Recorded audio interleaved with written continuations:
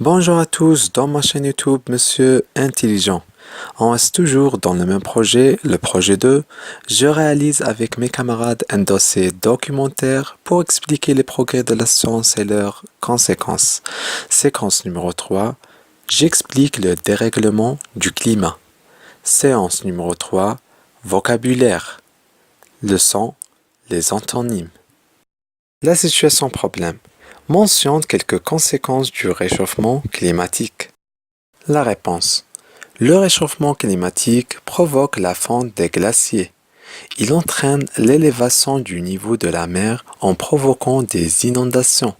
Ce dernier peut engendrer l'extension du désert, et ainsi de suite. Le texte. Qu'est-ce qu'un iceberg? Un iceberg est un morceau de glacier qui s'est détaché et qui dérive sur l'eau, au fil des courants marins et du vent. C'est en quelque sorte un gigantesque bloc de glace. Il flotte sur les mers froides des pôles. Les plus petits de ces gros glaçons ont la taille d'un immeuble dont la plus grande partie est sous l'eau. L'iceberg n'est pas salé, car l'eau qui le constitue est douce. En effet, elle provient de la transformation de neige en glace. L'Antarctique Science Junior 1. Phase d'observation et de découverte. La première question relève du texte lu la définition du thème traité. La réponse. Un iceberg est un morceau de glacier qui s'est détaché et qui dérive sur l'eau, ou un gigantesque bloc de glace. Regardez. La deuxième question. L'iceberg contient-il du sel? La réponse, non, il n'est pas salé. Regardez. La troisième question. Pourquoi? Relevez l'expression de cause qui justifie cette information. La réponse, car l'eau qui le constitue est douce. Regardez.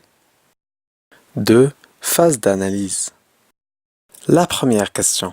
Relevez du texte les mots en gras et soulignés. La réponse. Les mots soulignés et en gras sont petits et grandes. Regardez. La deuxième question. Quelle est la relation entre eux? La réponse. La relation entre ces deux mots est l'antonymie. Regardez. La troisième question. Qu'est-ce que ça veut dire?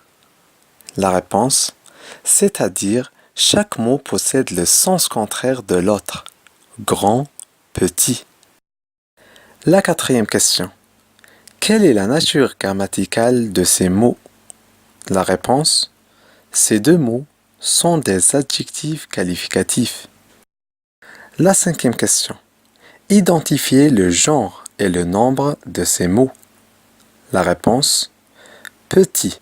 C'est un adjectif qualificatif masculin et pluriel. Grande, c'est un adjectif qualificatif féminin et singulier. La sixième question. Que remarquez-vous? La réponse.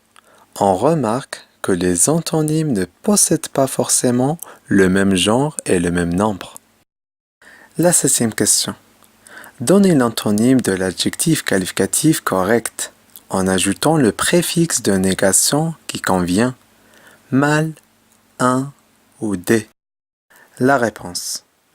Le contraire de correct, c'est incorrect. On a ajouté le préfixe un. La huitième question. Que remarquez-vous? La réponse.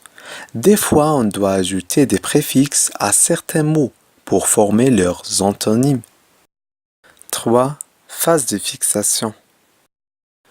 Je retiens.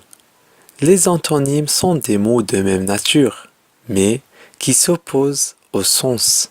Exemple, non, une entrée inégale une sortie. Adjectif, petit inégale grand. Verbe, flotter inégale couler. Certains mots de sens contraire sont formés à l'aide de préfixes. Ils s'appellent les préfixes de négation. Exemple. Correct inégal incorrect. Faire inégal défaire. Heureux inégal malheureux. 4. Phase d'application. Exercice 1. Consigne. Complète la deuxième phrase par l'antonyme du mot souligné. 1. Cet iceberg est gigantesque. Ce caillou est moyen, minuscule, petit. 2. La vitesse de l'éclair, là, il y a un vide, de la tortue. Lenteur, grandeur ou saveur. 3. Le pompier s'apprêtait à éteindre un feu. Il y a un vide, une bougie.